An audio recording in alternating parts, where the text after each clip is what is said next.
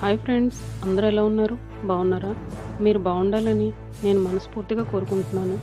ఈరోజు మనం మన దేశ స్వాతంత్ర్య కోసం ఒక సైనికుని త్యాగం గురించి తెలుసుకుందాం. ఒక గ్రామంలో రాజు అనే బాలుడు ఉండేవాడు.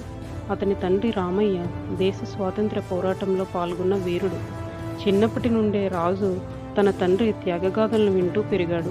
బ్రిటిష్ పాలనలో దేశ ప్రజలు అనేక కష్టాలు పడుతుంటే తన తండ్రి అందరి కోసం పోరాడిన విషయాన్ని అతనికి అతిశయ గర్వంగా అనిపించేది. ఒకరోజు రాజు పాఠశాలలో ఉపాధ్యాయులు స్వాతంత్ర్య సమరయోధుల గురించి చెబుతుండగా ఒక చిన్న కుర్రాడు ప్రశ్నించాడు, వారు ఎందుకు ప్రాణాలు అర్పించాలి? తాము సుఖంగా బ్రతికితే కాదా?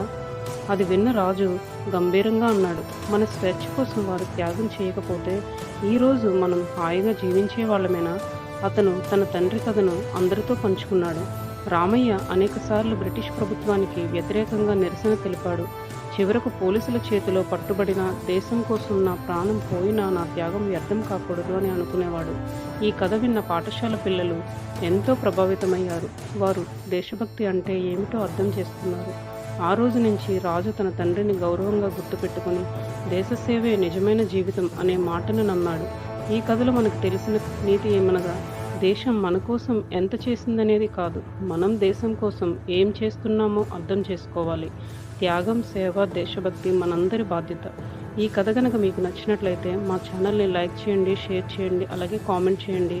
పక్కనే ఉన్న గంట సింబల్ని క్లిక్ చేయండి. మేము పెట్టే ప్రతి కథ మీకు నోటిఫికేషన్ రూపంలో వస్తాయి.